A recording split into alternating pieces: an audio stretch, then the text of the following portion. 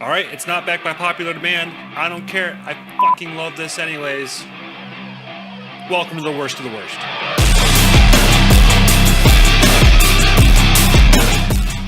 This is the third attempt for what I wanted this series to be, and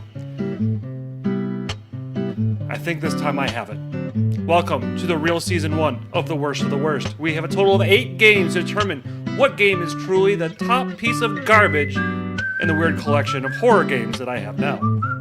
The first game needs little in the way of introduction, partially because you saw the title. Fester's Quest has a bit of a reputation that precedes it, and we're going to take the time to see if the pile of shit that was heaped upon it by the angry video game nerd was justified, or if he was full of it himself. Da-da-da-dum. Da-da-da-dum. Now, something that I hate about modern gaming is that we are told what to like and what not to. We hear what our favorite YouTuber says, and the internet follows it blindly. And I don't want to be that guy, so I got my copy of Fester's Quest, something I haven't played since I was a kid, and popped it in to see for myself. So here I am, taking a look to see if Fester's Quest is really the worst of the worst. Now, there is a theory on the internet that somehow Fester's Quest was intended to be Blaster Master 2. I don't exactly see it. Now, I do have a theory before people want to click off, and that is this. Sure, Sunsoft were the developers for both games, and it's clearly made with the exact same engine. But there is a far simpler answer for this, and that they wanted to get paid. Not an uncommon practice, especially during the era, to reuse assets and code to make a licensed game in order to make a paycheck in between dev team products. Either way, the game is pretty straightforward. You move around, and you shoot. Can't be that complicated, can it? The first issue comes up when you start to upgrade your gun, something that a lot of people have complained about. There's an icon on the ground that appears when you kill enemies. Sometimes they are blue, and sometimes they are pink. At least I think those are the colors I'm also pretty badly colorblind. It's very important to pay attention to what you are picking up. In a weird choice, you can both upgrade and downgrade your weapons. Now, I say weapons because there's a gun and a whip, but I feel like many people don't play long enough to get the second weapon. So when you see a blue item, that's a good thing. The times you see a pink item, you should wait for them to disappear. I know people have bitched about that in the past, but really, even my colorblind ass can tell the difference. And I don't have much of a problem distinguishing between them. The pattern of bullets from the gun changes every level, and they are 100% an issue in the game because it could mean your gun could be useless in some situations, if you're in the wrong spot. Many of the walkways are just wide enough to shoot down if you're standing in the correct pixel-perfect spot, which also didn't take me very long to figure out. It's not a great thing to have, making it so you can't kill enemies just pixels away just because of the bullet's path, but it's not the worst feeling game in the world. For me, the worst part of the game is moving around inside the buildings. I just don't understand the point. There are no enemies to deal with, no puzzles. It's just a weird first-person view that flashes the screen every time you move, so serious seizure warning.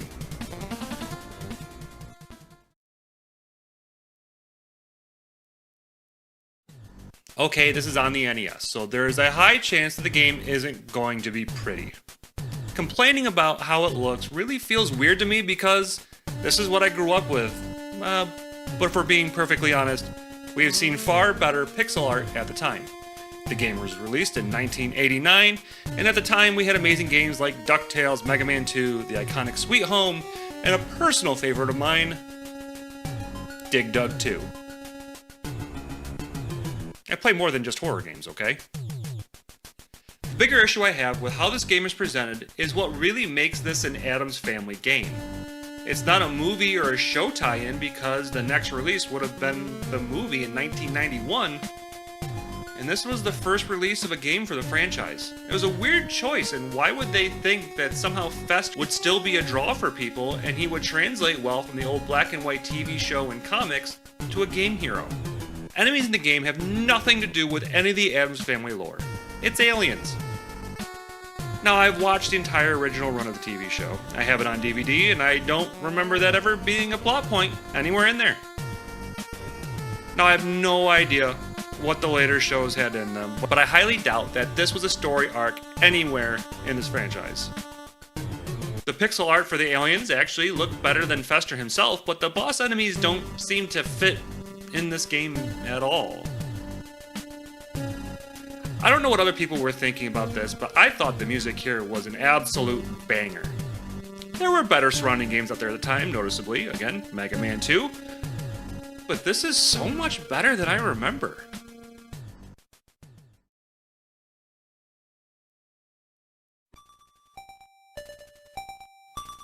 This game feels derivative. I know that's kind of a harsh comment, but this game controls and feels just like Master Blaster, but missing the tank sections and the atmosphere that game has. The game feels fine, mostly, once you learn where to stand and allow your weapons to be useful and how the upgrading system works. I do have an issue when you get hit with stuff for a slowdown effect, and I honestly have no idea how to get rid of it. That shit really does suck. With only 2 hit points, being slower than every enemy around you is an awful way to play, but other than that, nothing is offensive with how it feels.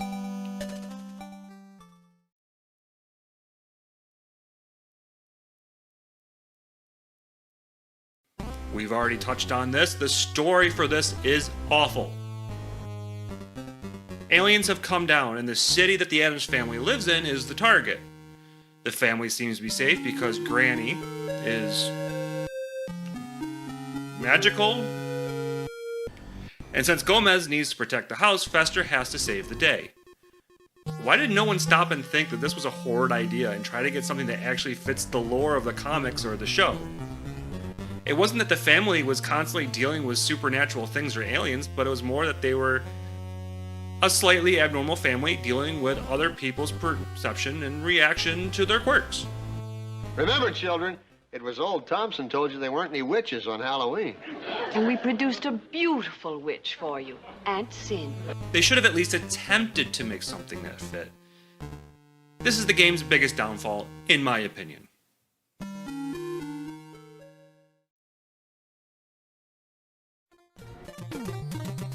I'm not sure what people are thinking of this one. Right now, it's a forerunner for the worst of the worst, only because it's the first game in this season. The game controls fine unless you get slowed down by an enemy attack.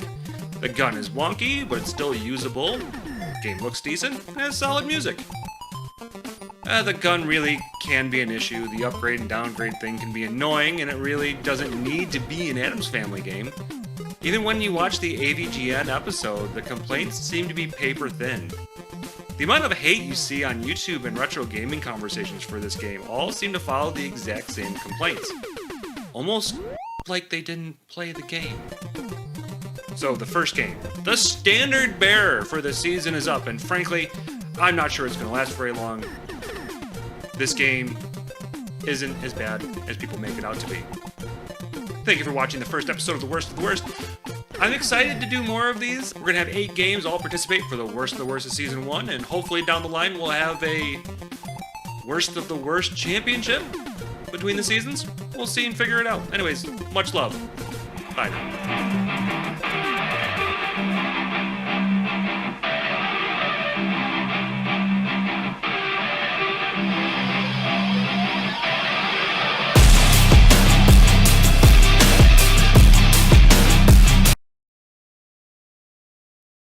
Oh snap, we are back for round 2 of The Worst of the Worst, the show where I'm going to go through a bunch of the games in my collection that I'm told are really bad, or the ones that I think most likely are pretty bad.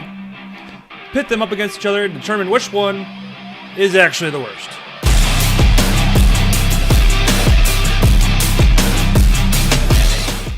We already experienced the first game for this, so we get to see how Oni Chambara Bikini Zombie Slayers stacks up against our reigning champion of Fester's Quest.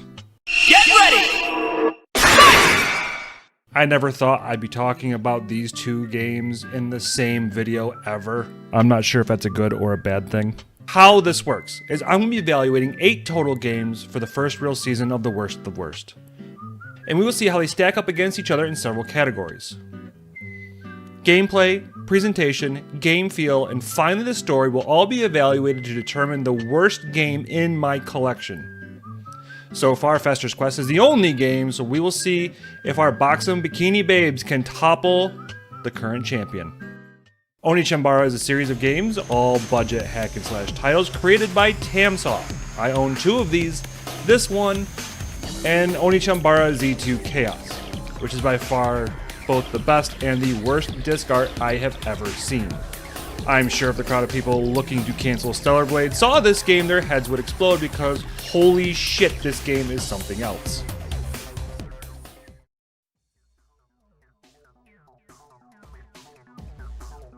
Okay, first off, this game is on the Wii. I'm not sure who thought it would be a great idea to play this with motion controls, but they shouldn't be allowed to make these decisions anymore. To start off, you pick one of 2 sisters, Aya and Saki, and play through levels that vary widely in length and content. This game is mindless.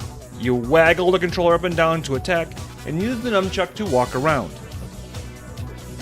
This may not seem bad, except for there is one enemy type that you need to do a precise attack in order to kill it. 3 swings, a slight pause, and then you have to thrust forward to do a palm strike. Have you ever tried to be precise by flailing about? There is more to this game though. Get too much blood on you and you go into a frenzy mode. Get too much blood on your blade and you have to get rid of it or it will stick in the enemy. There's a leveling system in which when I was playing I noticed absolutely no difference, but I'm sure a maxed out character feels very different than a fresh one, but I'm not sure. Overall, the gameplay here is very, very repetitive. I know that sounds weird after saying I liked playing Fester's Quest, but damn, this is brutal to play when you have to wave your arms around like an inflatable tube man or a deranged Muppet.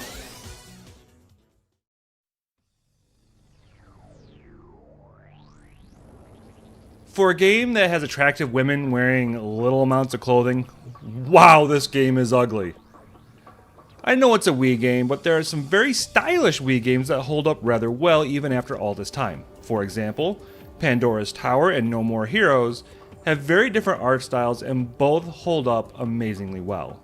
Mavda said my curse would be lifted if I ate 12 pieces of Master Flash. It may not be my place to say this, but be good to Elena. There's no sense in making things any harder for the poor girl than they already are. I don't care about titles or power. I just want to be number 1. It's game time!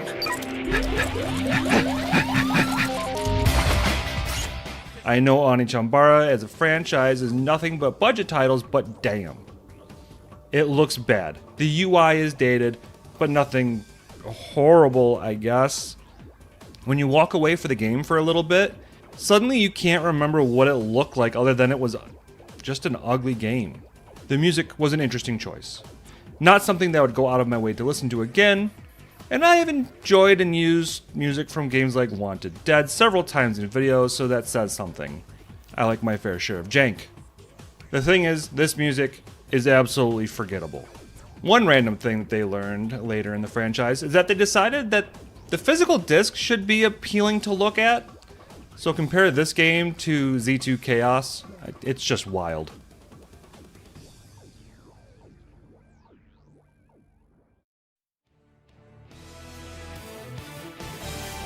This game feels terrible.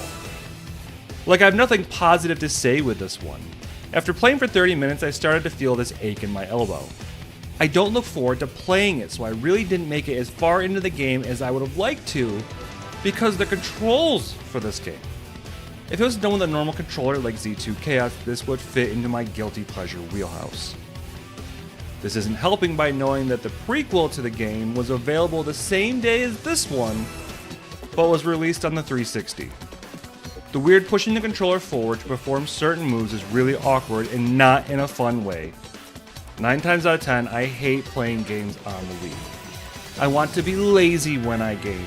I don't want to feel like I'm going to dislocate something again in order to beat an enemy.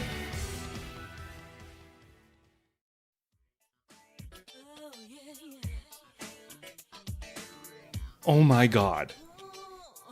After playing for hours, I have no idea what is really going on, because in the US we didn't get the previous games. I know they were released an updated version of them, but I haven't gotten to that yet, so I was lost from the get-go. I also don't remember the story of Z2 Chaos, but there were 4 characters, this one has 2, well, that's my first takeaway, I guess. I tried to Google the story, and got nothing. So I hopped over to YouTube because someone must have made a lore video for the game. I ended up just watching Scott the Woz instead. Question, have you ever been so horny that you bought a Wii game? Oni Chambara. Dude! This is so sexy! So I have no idea what direction the game was going in. No one seems to know what the hell is going on with the story, so at some point that means my dumbass is going to have to play these games and figure this stuff out. The story is told through these text scrolls at the beginning of every level. It's slow, the voiceover is finished long before the text is, so I instantly zone out, which is never a good sign. 卑弥呼との凄惨な戦いが人々の記憶から忘れ去られようとしている今、私はふと思うことがある。 The one thing I managed to get from this game is that they have what's called baneful blood, and it often causes them to go into that frenzy I mentioned earlier. It's just not good. I feel like even Fester's Quest manages to put together a better story.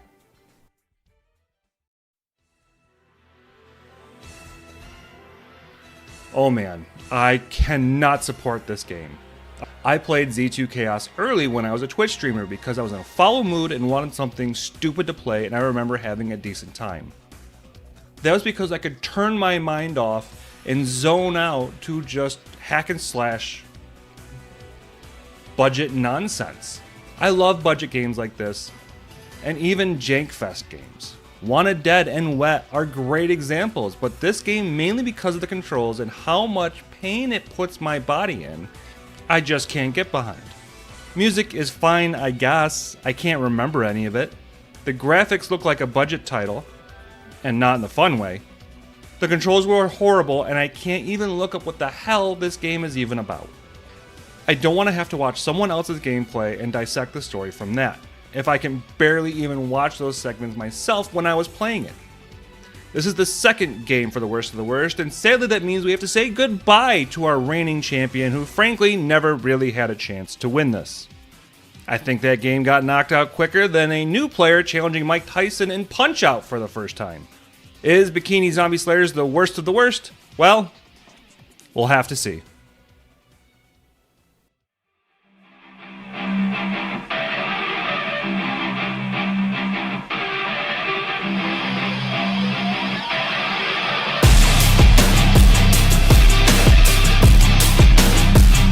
Round 3 of the worst of the worst, where I go through all my games to figure out which one is the worst. This time, we get to play some sharks.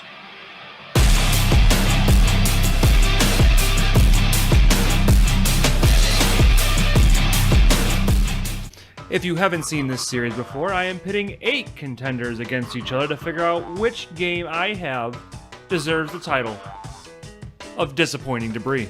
The first episode, we talked about Fester's Quest, the game that was shredded after an episode of The Angry Video Game Nerd, but was quickly dethroned by our current champion of Oni Chambara, Bikini Zombie Slayers. The game that was not only ugly to see, but it quickly became painful to play, so this time, I thought it was time to talk about a game based on a film that I absolutely adore. Jaws. The film, in my opinion, and in the opinions of many, is a masterpiece not just of horror creature feature, but of film in general. Based off the book released in 1974, the movie came out just a year later and was the start of the summer blockbuster craze. Though we aren't talking about my love of the film that went on to scare beachgoers away for years. Before we get too far, let's discuss our judging criteria. We have gameplay, presentation, game feel, and finally story.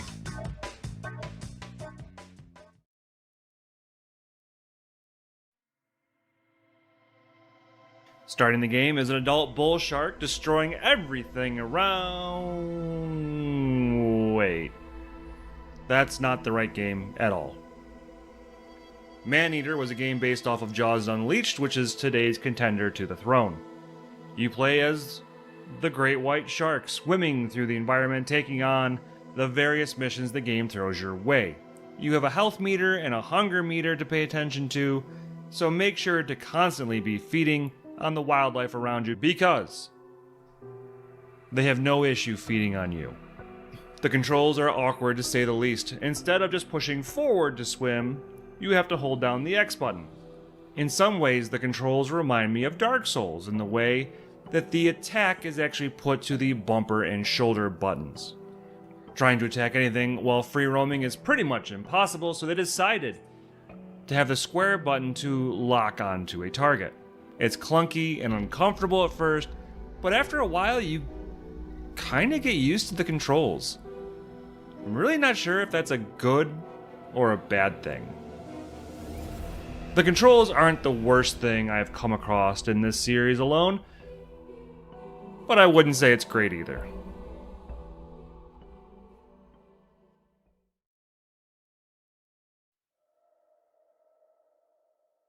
Wow, this game is something. It's not as ugly as I would have expected it to be, since it would most likely consist of blues and browns with some green sprinkled in. The thing is though, once you get past the intro, you are thrust into a SeaWorld-like environment, so there's plenty of color and things to look at. There is a minor problem with that though. It can be hard to see what's hurting you, where your food sources are, and even just being able to see around the bulk of the shark can be hard sometimes. When you're skimming the water, it's impossible to see anything under the water, and even hard to tell what's going on above. The opening menu and the UI is awful. That seems to be a theme with most of the bad games I seem to play. Design-wise, it doesn't look like a horror game at all. Something maybe for a younger teen audience, but not one where you are a shark ripping apart victims. Seriously, when you kill something, there's a large amount of blood in the water, but the title screen, you wouldn't guess how bloody the game actually is. I'm not sure what I have done to make the UI look more appealing.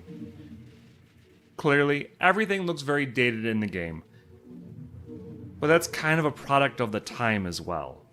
There is the Jaws theme done by John Williams, but there's another notable name in the credits for musical arrangements that, frankly, the music doesn't sound great at all. And that name is Tommy Tallarico. So it seems that not only did he scam people out of money for the Intellivision Amico, but he scammed Applepalooza Games out of a paycheck for more of his subpar work.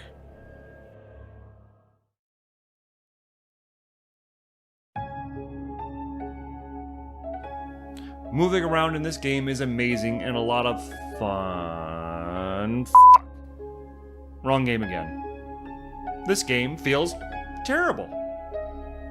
Maneater figured it out, but this was way before they were able to get the game to feel better than stabbing wooden skewers under your nails.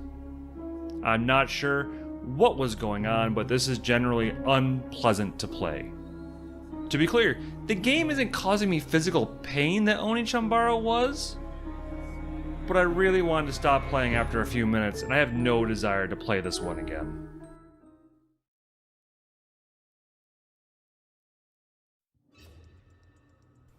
You play as the shark. We've been over this, but how the game sets all this up is kind of bizarre. You start out in the ocean only to be quickly restricted by removing the feeling of an open world, because you never really were offered that to begin with. You learn that Brody's son, Michael, is one of the main characters for this game. This takes place 30 years after the first game, and after being in 4 Jaws movies, he must really want to self-delete, and he just keeps living on that stupid island with all the shark issues. We have a company making devices that is supposedly agitating the sharks. At one point, we have to eat a scientist, but before swallowing him, we have to run his corpse by a scanner because he has a key card we need. I wish that was a joke. This type of game you shouldn't take seriously. And it's clear that Maneater went into the cartoony realm, which makes a crazy story and makes it a blast to experience. Well, Jaws is just filler between set pieces. It's dumb, forgettable, and it's fine. It's fine. Like with the whole key card thing, I'm sure many people would just roll their eyes at it. It just kind of made me giggle.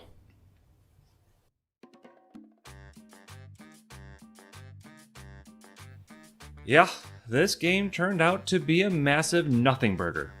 It's not fun to play at all, but it didn't make me want to lose my shit while trying to play somehow. Though I mostly wish I could be playing Maneater instead. I've mentioned it plenty of times. Go play Maneater, it's great. Not sponsored. Music was fine. The art was meh. The story is bizarre and goofy as hell, and the overall UI is dated, but not the worst, I guess. It's bad when the best thing I can say about a game is that the spiritual successor was great. But on the same breath, I have to acknowledge that it really isn't all that bad. If I had to put these games in the order from best to worst, it would be Fester's Quest, Jaws, and then Oni-Chambara.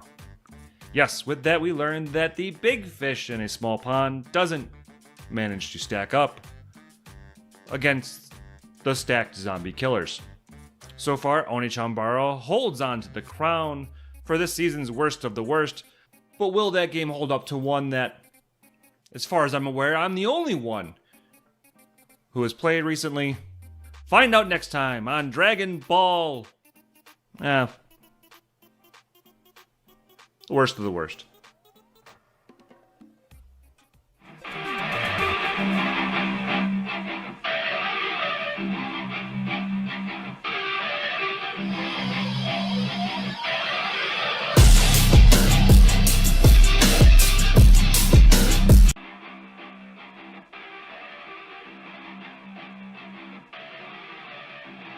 Listen, I really love this franchise, but not all the games are created equal.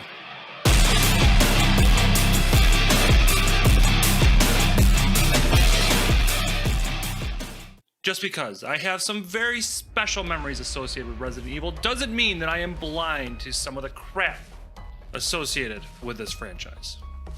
And I own several crap games, and have played them at least once willingly. Now, there were several that were up for this season, and all of them have a reputation that precedes them. Well, the first idea I had was Resident Evil Survivor, but I kind of feel like that one's a little overdone and may come up in a later season. The next one was Operation Raccoon City, and that one is talked about a lot still to this day for how bad it is. But I want to take it one step further, so we are talking Umbrella Corps. I don't know why I was so into saying it like that. So here are the rules. We will grade the game on several categories: gameplay, presentation, story, and lastly game feel, and then stack them against the current champion. The Buxom Babes of Oni-Chambara Bikini Zombie Slayers soundly beat out Fester's Quest and Jaws Unleashed for the title, but we will see how they handle this game.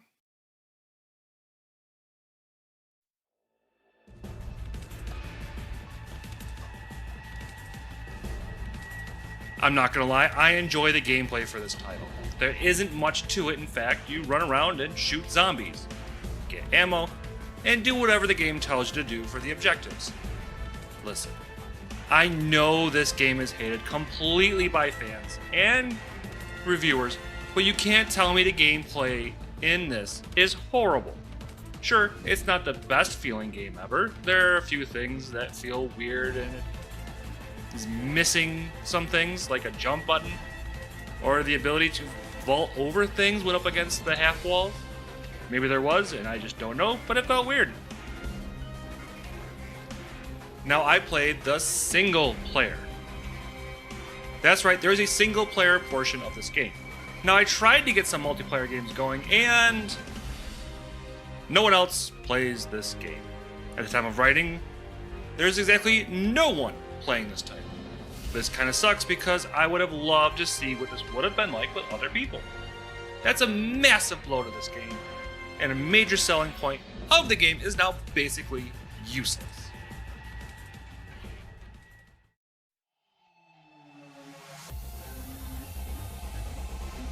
People never gave this game a chance, so they don't get to see how good it actually looked. This isn't a joke like my Manhunter and Jaws Unleashed video either. The UI is decent for an RE game, which is not something you can really say a whole lot. The graphics during the gameplay look really good for a throwaway side title. Instead of getting the classic voice for Resident Evil, they decided to go a different direction for this game, and this doesn't work at all. Umbrella Corps. See? It sounds awful. Like almost laughably bad. Not a joke, but when I heard it again after 2 years of not even thinking of this game, I almost started to laugh. There's several little things like that. Like how they hold the pistol so close to the face just looks kind of doofy. I understand there's some tactical stances where the pistol is relatively close, not fully extend. This is weird. I was surprised on how well the zombies looked when I first played this game for an event I called the Summer of Evil. I ended up playing something like 22 Resident Evil games, and this was the last second edition, and I was shocked by how good it looked and played. I expected the worst thing ever, and it wasn't even the worst RE game I played. So why is it in this video? Well,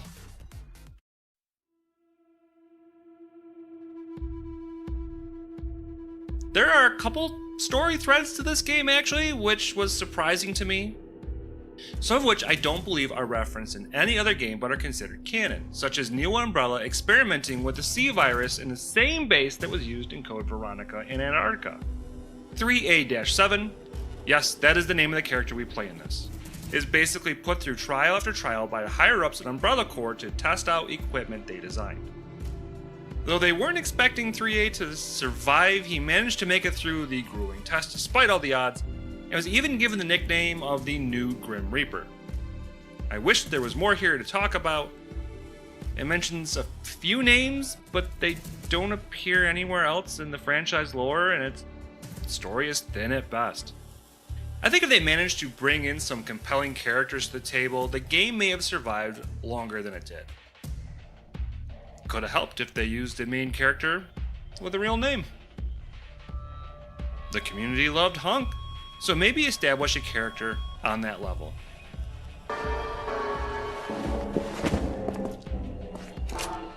Alpha Team here. Respond.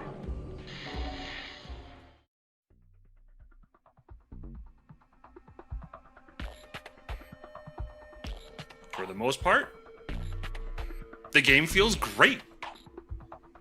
Seriously, it does. I know people shit on this game constantly, but in reality, none of these people, I think, played it. I have friends who shit all over this game. I'm friends with you on Steam. And homies, your ass never even touched it. You were told something is bad, therefore, it is, because big influencers said so. I'm still shocked to be saying this, but the game doesn't feel bad at all. Anytime I died, I feel like I deserved it for being so stupid. The zombie attacks do way more damage than the mainline game, so I feel like it could be rather cheap later on, but at the lower levels, it was perfect. When I died because I did something wrong. Plain enough.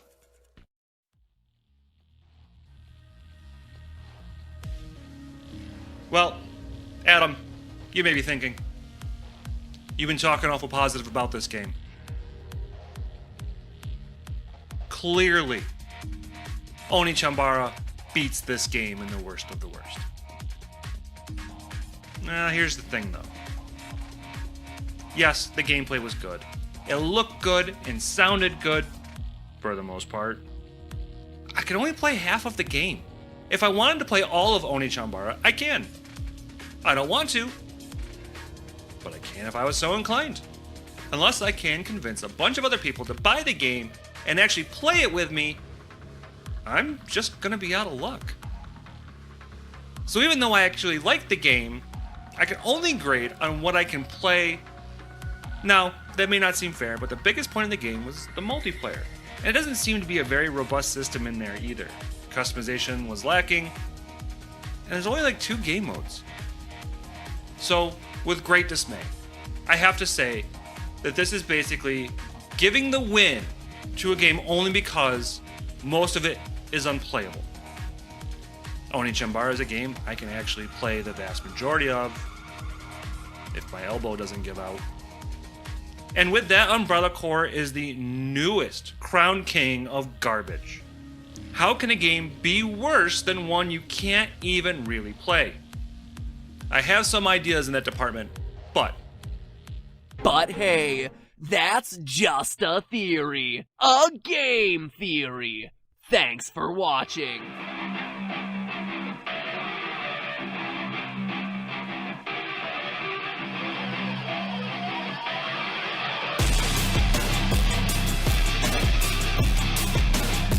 Alrighty, it's been a little bit. We talked about the historical significance and the 4 families that are shown in this game, but now we're going to see how it stacks up against our reigning champion in our worst game series.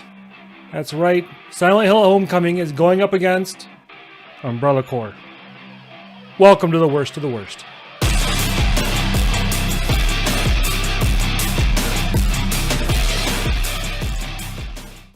oh damn. I didn't think this was going to happen, but we have Resident Evil versus Silent Hill in the worst game I own competition. Not something I thought would ever happen considering just how well loved both franchises are, but here we go. If you are new to the worst of the worst, I have picked 8 games I own to see which one actually is the least enjoyable one I have. We have some criteria: gameplay, presentation, story, and game feel.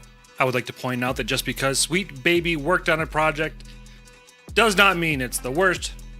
Seriously, some of y'all need some new talking points. This is just sad. We have had some interesting contenders, but the most recent king of the hill is Umbrella Corps, a game that I can only play half of, so Homecoming will have to do a lot to dethrone this one.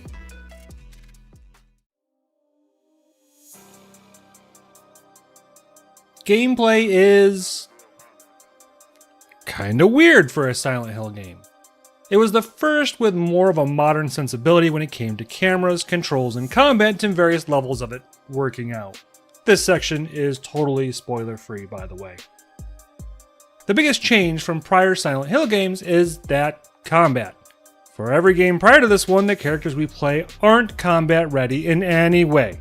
They are the everyman, so when you play as Alex, who is bobbing, weaving, and slashing away, it's a bit jarring, especially when you just come from playing those games.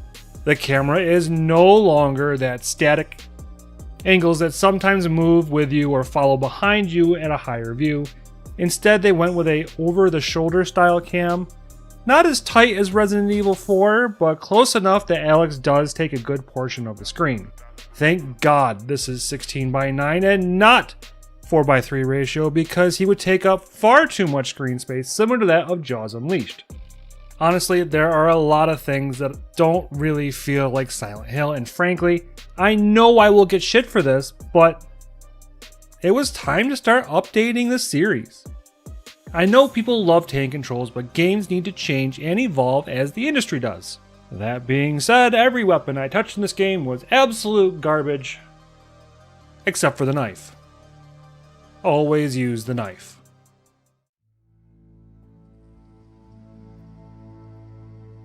The presentation of this game is very poor, with some notable exceptions of the music. Akira Yamaoka is back and, yet again, has some amazing music that I can't use if I want this video to stay up. I'd rather not fight copyright notices.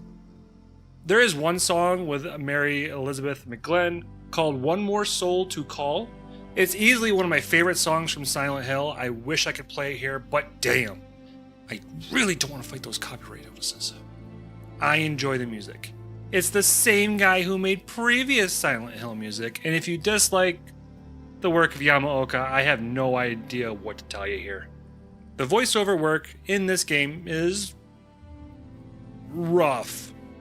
Just like most Silent Hill games. I'm sorry, but the voiceover is never a high point for these games with some notable exceptions. But overall, they are middle of the road at best, and this one unfortunately fits that mold. Mayor Bartlett, I need to talk to you. Yeah? Well, make an appointment in my office.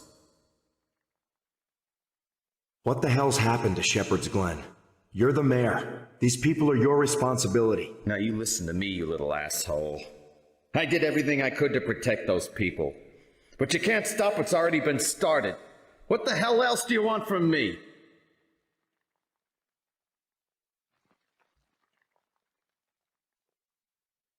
What about your son? Don't you want to protect him? My boy? I didn't do much right with him. But I did buy him some nice things. Remember, Joey? Remember that nice present I got you? The graphics are all over the place when it comes to textures and modeling for characters. Alex looks fine. Judge Holloway is not up to snuff for this time period. Compare some of the characters that are important to the story and then place them side by side with some of the monsters, and you can tell where the effort was put in. And I'm kind of okay with that, I guess. The environments look fairly good, and frankly, I enjoy the transitions between worlds. I noticed this from the movies, but I do think it's a nice touch, and I really enjoy the door design when you're trying to escape the Shepherd house. And I can help him, if you tell me the truth.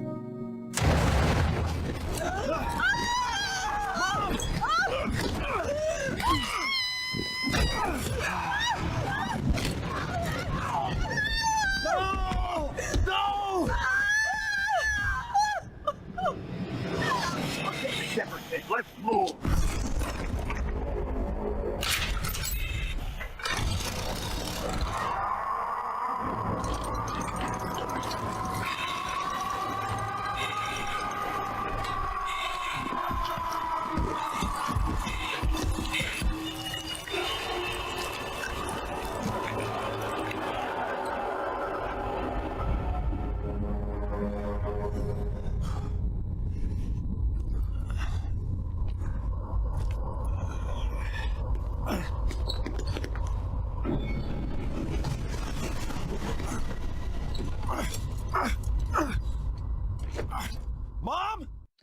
The story is something people hate about this game, and if I'm going to be honest with myself, I think the story is the weakest part, except for an issue which I will point out when we hit the game feel.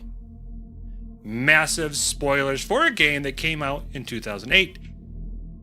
You start the game in a dream that is nothing but foreshadowing, and basically spoils the rest of the game if you pay attention. Once you wake up, you get this dope little cameo if you played Silent Hill Origins, as the person you're getting a ride from is Travis Grady, which really brings into question his mental stability if he's still willing to be driving around Silent Hill, considering what happened to him. You end up in Shepherd's Glen, a neighboring town which has a super shitty past. And when you arrive, it's basically Silent Hill. The town is clouded in the fog, everyone is missing, and the people you do see are massively screwed up. That might just be the graphics though. You kinda can't tell. You have to go around and deal with each of the 4 families, and I actually just released a video detailing all of this, so if you are interested, please go and check that one out. Making it was a pain in the ass and the longest video I have made to date. Please, for the love of God, check it out. The game feels like it's retreaded territory since Alex is basically looking for his dead brother. And people say it's just a bad version of Silent Hill 2, but to my knowledge, James knew his wife was dead and he was going back to town in order to figure out how he was able to get a letter from her when she'd been dead for 3 years. Still, it feels too familiar, and it definitely kind of hurts the game. The forced addition of the Red Pyramid thing is also something I am not stoked with, but I feel like I may have to make a video justifying it being there at some point because I feel like I do have a solid theory. That doesn't mean I have to like it. The story is weak. I can't get around it, and I don't like some aspects of it because it's forced and derivative of other things in the genre instead of being genre defining like it was in the past. So I mentioned the 4 families, and with that, each boss is derived from each of the dead children that were sacrificed to the Order. It's a weird, complicated thing. Again, check out the previous mentioned video. It helps. The game feels not so good. I don't know a great place to put this in, so game feel is where it's going to end up. I tried to do this on the PC, and I could not get it to work right at all. It crashed, and not just the game, but it crashed my whole system. This port is absolute garbage. Like worse than the PC port of Deadly Premonition, so I had to pull out the PS3 and use my copy from there. Alex is supposed to be a soldier. He sure as hell doesn't feel like it. The combat is clunky. All the weapons just feel bad to use. And the dodging system seems hit or miss. Pun intended. There doesn't seem to be any guaranteed iframes or invisibility frames for those who aren't into the Souls community at all, and because of that, combat doesn't work well. It's easy to both stun lock and be stun locked by enemies. The nurses can be bad with this, but thankfully my latest run wasn't that bad. What the fuck? This is some bullshit! I heard one fucking thing! What the fuck?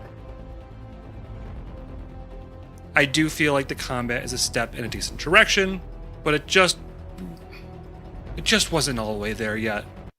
Well, so far I know the community for Silent Hill hates this game, but honestly I think they're kind of nuts. It's not the best game in the series. I even made this same joke in another video, but I hate The Room way more than this one. It's not the high point in the Silent Hill series, but I also don't think it's the worst. I'm looking at you, The Room. And no, not that one. I did not hit her. It's not true. It's bullshit. I did not hit her. I did not. Oh, hi, Mark. The story isn't nearly as bad as people make it out to be, but the art direction is suspect in several places, and I wish we could have gotten some better voice direction. The controls aren't great by any stretch of the imagination, but it kind of served its purpose for the most part. Menu controls did kind of suck. I think when I played this game before, I may have given it too much credit. And since then, my opinion has dropped, but not enough to say that this game is the worst game that I own. That's right, this means that the reigning champion manages to hold on to its throne for its first title defense. Umbrella Corps, I like you as well, but you are far worse than this game, basically because this game is at least playable. Unless you're playing on PC. Seriously, that port is awful. If I had played Umbrella Corps with more people, I don't know if I'd be saying the same thing.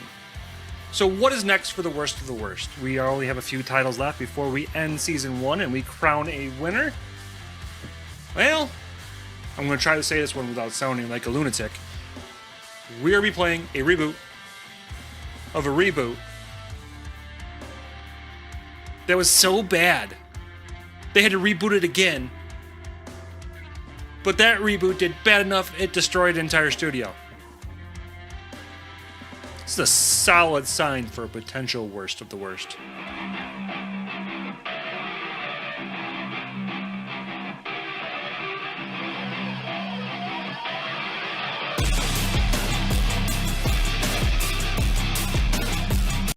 I wanted to figure out what I could do for this game. I know Worst of the Worst is supposed to be my subjective series, and I'm really trying to come up with a way to make this video without giving away my personal feelings right away, but the truth is, I seriously hate this game.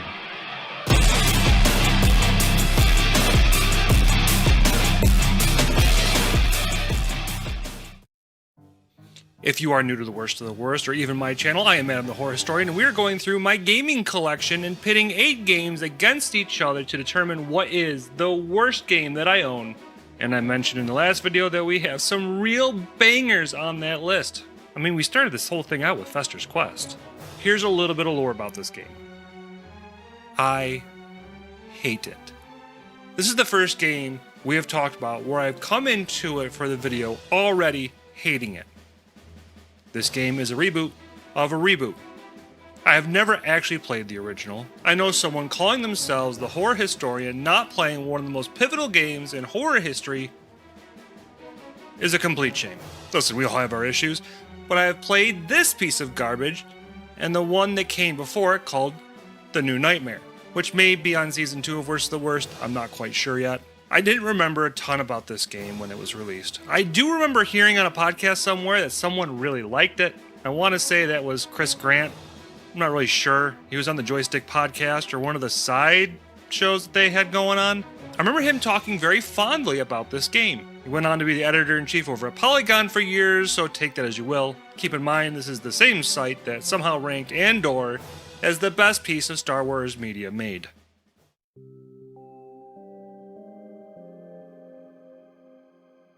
I'm sorry, but any game that thinks you have to have a blink mechanic automatically is crap in my book. I really hate this idea, and when I did a playthrough for this before, I was furious over it.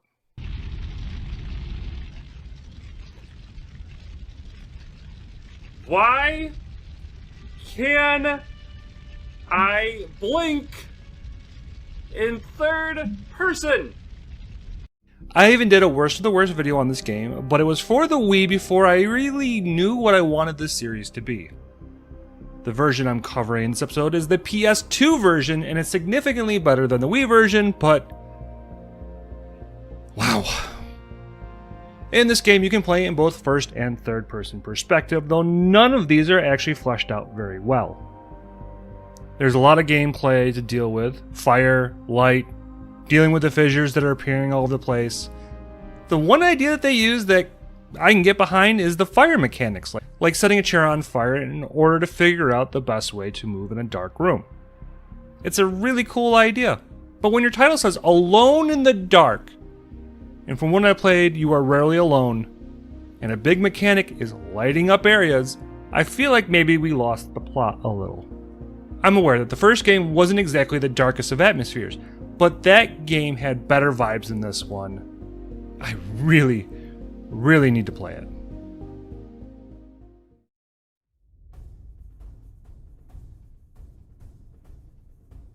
This is a hard one for me because clearly when this game was released, the leading console at the time was the Xbox 360. It wasn't until later it was released for the PS3 under Alone in the Dark Inferno. For some reason, they thought this game needed to be ported to both the Wii and PS2, and wow, is it a downgrade. At the time of writing this section, I have yet to play a good copy of this game, but I have a feeling that I won't like it, but maybe I would hate it just a little bit less. I've seen some memes of the voiceover, and I'm inclined to say it is bad as well. The audio is forgettable, which blew my mind because the composer has one hell of a resume and has worked on very notable games and some rather obscure ones. Graphically, this game looks awful. There's a level of charm that comes with the game on the PS2 for me, but combine the graphical capabilities of the console with that what I refer to as the brown era of gaming, and you get a very unpleasant looking game with sound that is meh. And I already said the controls were rough, so that leads us to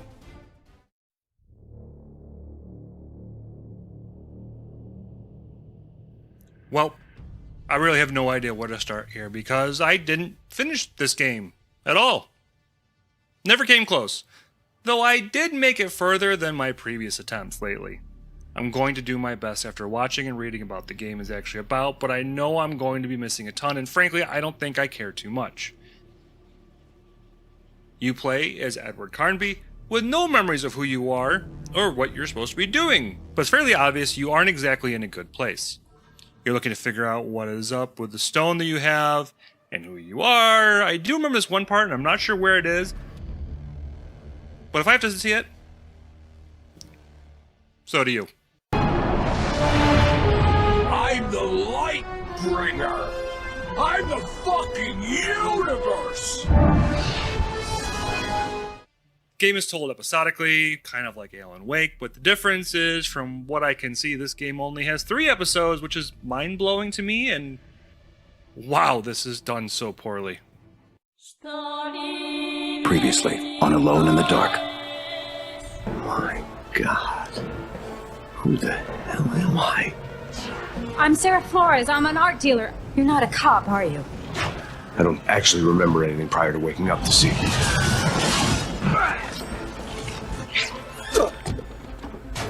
Edward, he doesn't recognize me. I'm Theophile Paddington. A large part of your memories have been sacrificed in the process.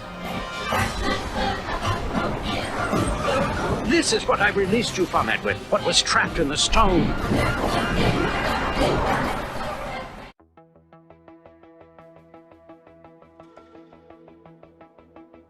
Oh my god, where do I even start with this one? This game feels terrible. I know some people who like the game will say something like I need to play the 360 or Inferno version of the PS3 to really get a good feeling for this. And I'm sure the game is better, but that's not what we're talking about. Sorry, but if you're a fan of this one on the PS2, I think you need to get some help because you've taken masochism way too far. I know plenty of people who degrade clients professionally. I'm sure some of you know what I'm talking about here. And even they might feel that you professing your love for this game is a bit too much. There's not a single thing about playing this that manages to be intuitive at all. It's clunky, unresponsive, and seriously trying to jump over a gap was nearly impossible for me for a little bit. Years to cut a new check for all the damage. I tell you something, take patience in your waiting room, and all you can think about is your damn money? I'm really a tight A ass. Yeah, I'm sure it's better on the newer consoles. But maybe they should have figured this out while making this version of the game and realizing it was a horrible idea. The longer I think about my player experience with this game, the angrier I feel. Even the intro makes sure you click the thumbstick just so you can see, and that really set the tone. So I never wanted to enjoy any other mechanic.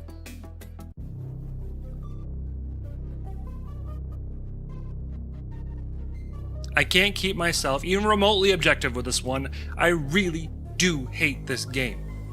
There's not a single positive thing I can say about it, and frankly, if you didn't see this coming, you clearly haven't spent any time around me at all.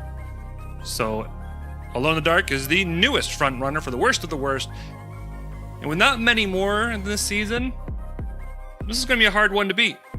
That being said, instead of working with another reboot or a remaster, we're working with a spiritual successor in the next video, and one I kind of worry no one remembers.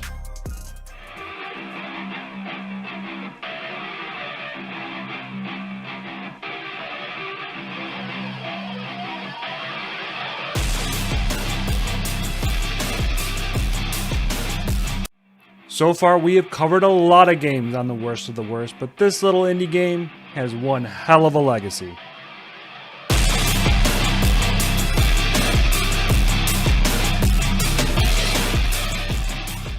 If you are new to this series, and with the last 2 videos getting more views than this series usually gets, I'm assuming some of you are new. I am Adam the Horror Historian, and I am looking for the game that I own that is the worst. We are putting 8 games against each other to determine which one is the king of refuse. I've said this before, but seriously, this is all in good fun. Some of y'all need to chill. There are 4 categories in which I'm judging these games by: gameplay, presentation, story, and game feel. So far, we have gone through Fester's Quest, Oni Chambara, Bikini Zombie Slayers, Jaws Unleashed, Umbrella Corps, Silent Hill Homecoming, and last time we talked about Alone in the Dark 2008 for the PS2. Specifically. Again, some of y'all need to chill. This time we are talking Nightcry, a game that is a spiritual successor to one of the most classic horror game franchises, Clock Tower. This is not only made in an updated style in the vein of the original franchise, but Nude Maker is ex-Human Entertainment staff who designed Clock Tower as well.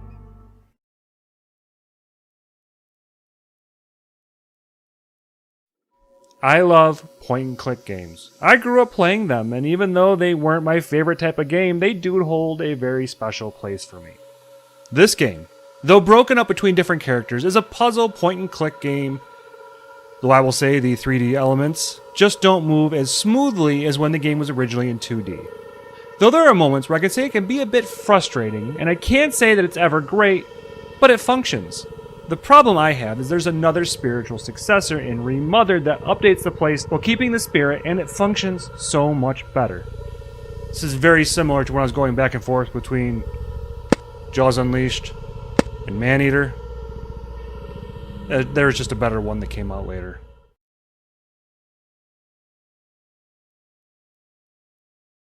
This game is kind of rough looking.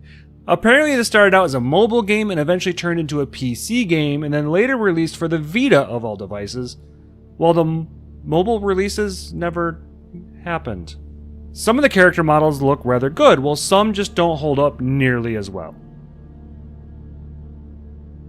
And for some reason the model for Dante in DMC was used. At least it's close enough to looking pretty much exactly like him.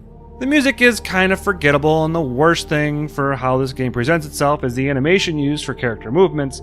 It's hard to see these without laughing. I'm sorry, but the one girl runs like she has a corn cob shoved up her ass.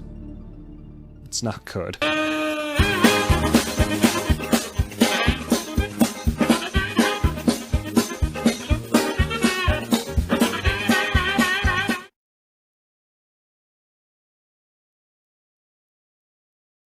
Oh my god, this game is a mess story-wise.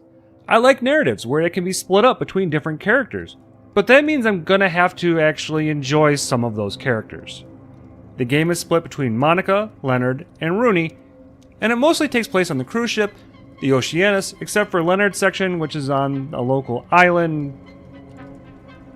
Yeah. Monica is simply just looking to survive the first chapter. That's the only goal. Oh, I'm sorry. I didn't mean to frighten you. Are you all right? You look very pale. Are you alive? What?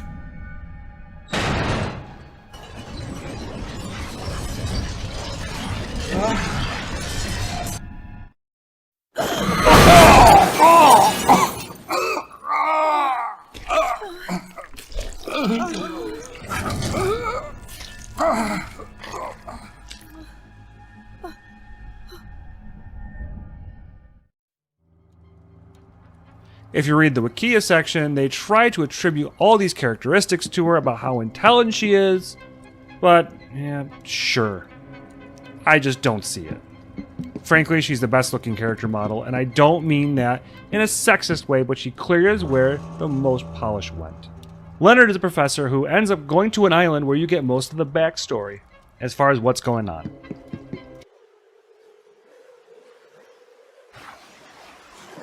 I'm not sure what's going on, but whoever is on that island probably knows more.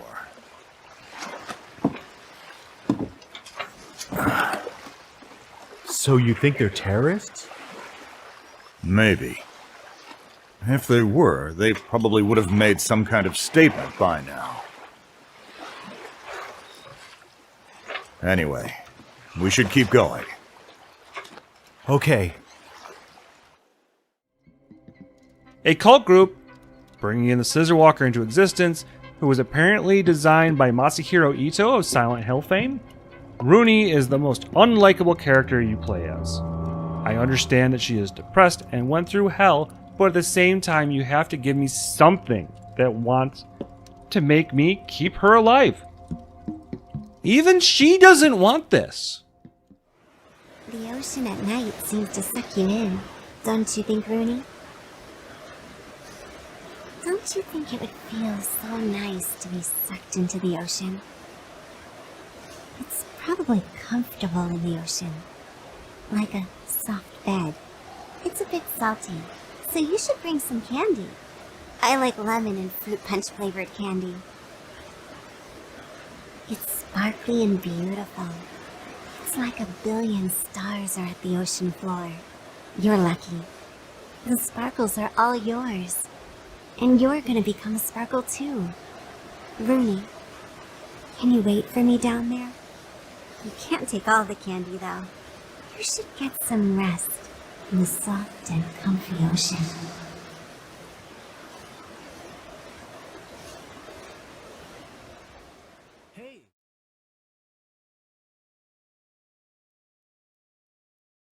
Anyways, the final chapter is figuring out how to end the whole thing, beat the cult leader, and survive the night. It's all over the place, and I think they needed a couple more months to just let the story cook and pull things together. It's got some moments where it seems like they kind of forgot about a plot thread, and some that make no sense at all, though are sometimes fairly interesting.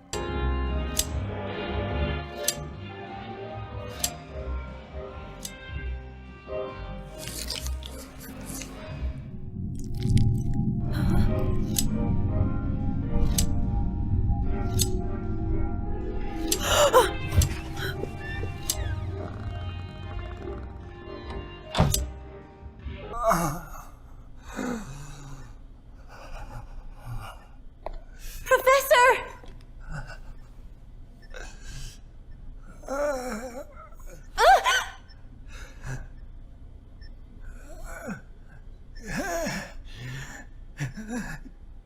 Kill me. Kill me. Now, it's very easy to lock yourself into a bad ending, but thankfully the game has a timeline feature where you go back and replay a section to put you on a better path. I wish more games did stuff like this. I like it anyways.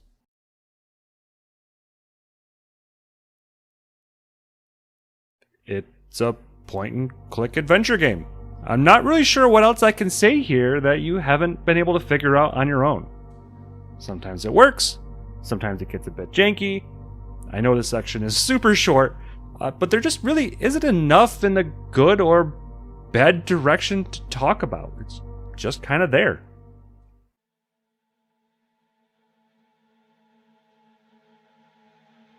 This game goes back and forth between being kind of meh and one that is so bad it's good. The death of Dante, or what the internet has started to refer to him as Dante, and the goofiness of the game does manage to have a little bit of charm. What? I said something inside here, grabbing my hand. Oh, Harry, the Gregory Peck Act is a bit outdated, Oh, don't Harry. you think? I'm serious.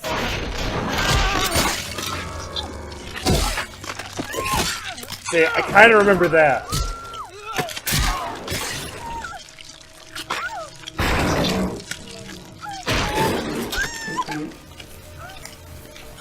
Yes! Which means, despite what all the dumbass fanboys think, Alone in the Dark 2008 for the PS2 is still the champion of crap this season. Which means we only have one game left that could possibly dethrone Alone in the Dark. How do you feel about movie tie-in games?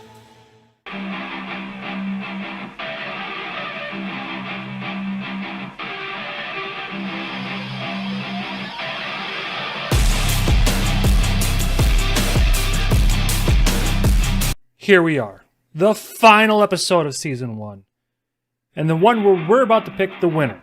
Can Ju-on, The Grudge, a haunted house simulator, beat out the PS2 version of Alone in the Dark?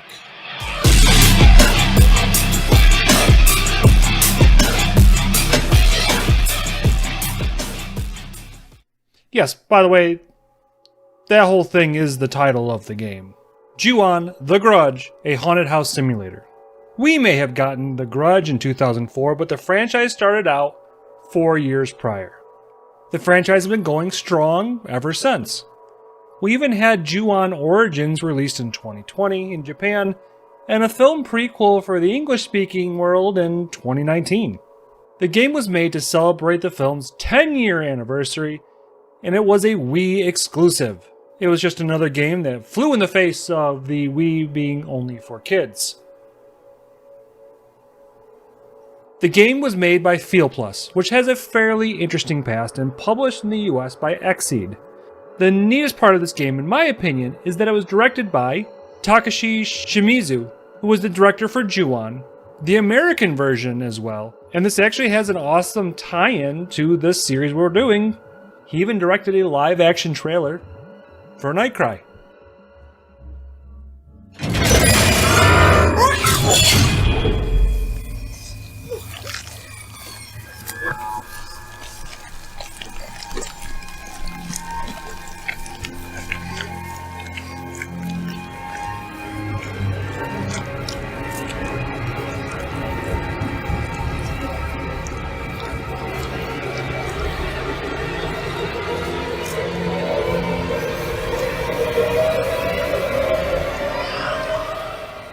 Alright, so if you haven't seen this series before, I took 8 games, Juon being the last in line, and I'm pitting them against each other to see which one I think is the worst in my collection.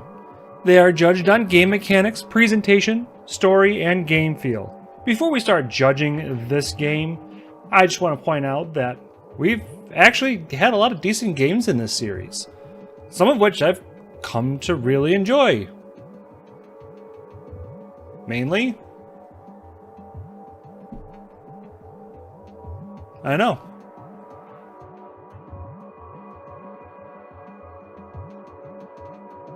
The first thing I want to say is that controlling a flashlight with the Wii remote is the best idea for horror gaming. I know it works amazing for light gun shooters, but this really is a stellar idea for horror games. I may not like it, but Silent Hill Shattered Memories used this idea, and I think that in the first person aspect it works even better. Sadly, this is where I have to stop the praise for this game. When turning side to side, it's very slow. I've seen other first-person shooters on the Wii do the same thing, but they did it faster, like Metroid Prime.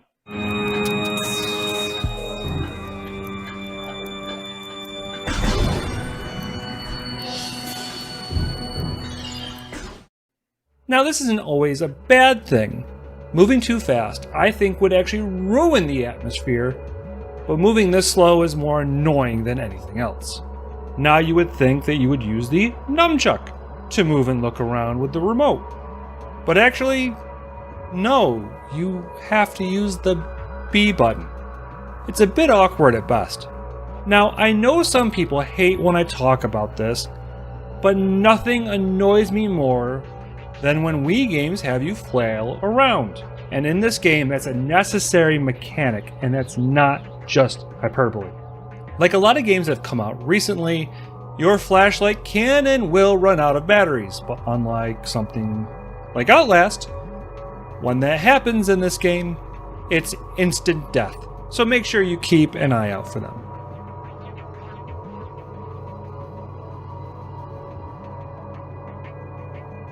I know the graphics aren't the prettiest, but there are actually some great visuals and atmosphere here. They actually mapped out the house from the movie, and I personally think that's amazing because they could have just phoned this whole thing in.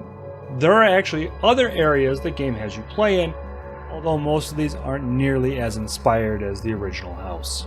Each one of those areas is done by a different member of a family, though the arms are shown the exact same no matter who you're playing in that family. Seriously, these other areas aren't nearly as inspired, so don't get your hopes up too high. Instead of any kind of build-up, there's a lot of jump scares in the game, which I think is a real disservice to the franchise. They aren't my favorite films by any stretch, but they at least had a little build-up before just launching into a scare.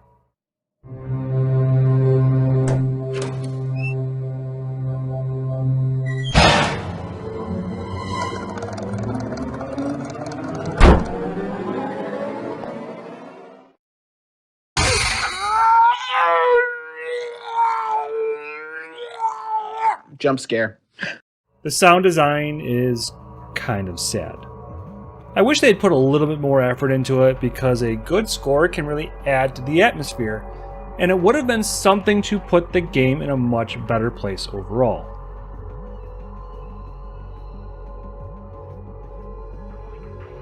Okay, so saying this game has a story is a stretch. It has one, but it's a bit flimsy. Each chapter you play a different family member, and you have to make it to the end, only to die anyways. That's right, you die mid-chapter, that's a bad thing. But one thing we've learned about the curse from this franchise is your chances of survival are not good. Those odds will never be in your favor. The one exception to this is the first chapter, but don't worry. You play as that character again, so their death is inevitable. Each chapter has puzzles, and by puzzles you need to find a key to unlock a door. And it's always just keys. There's nothing more creatively done with this.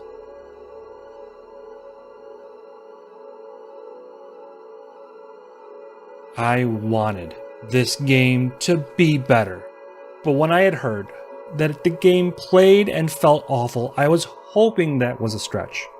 Like when people say that Fester's Quest is one of the worst games ever. God damn! This game better stop sucking ass or else I'm gonna have to give it the finger. Middle finger. I know I can't take that seriously, but sweet Jeebus, this game is bad. Just trying to move around in this game feels awful. And when you're being forced into quick time events to avoid deaths, or forcing your perspective to make sure you see a scare coming long before it does, is something that I just can't get behind at all. I'm not sure what they were thinking with this game. In fact, this wasn't their first game that they worked on. Hell, they used to be tied together with Mistwalker and worked on my favorite Xbox 360 era RPG, Lost Odyssey. So they had experience going into this on good games.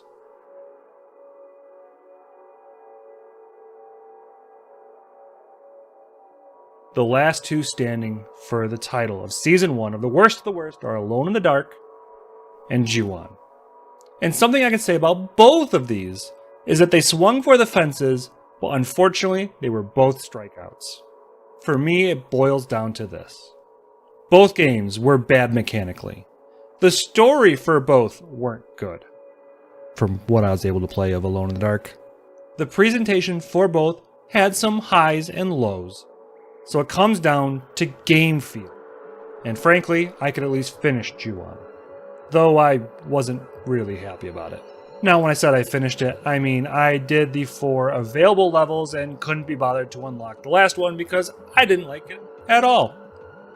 But I could play all of it. So that means that Alone in the Dark for the PS2 is the winner of Season 1. Or I guess that would make this the loser overall. Because thus far, it is the worst game I own out of the 8 that I picked. I own enough games that it is guaranteed we are going to have a Season 2. I've already picked out the next 8 games I'm going to play for that season. We'll see how this one goes. Until then, I'm Adam the Horror Historian. And Alone in the Dark sucks.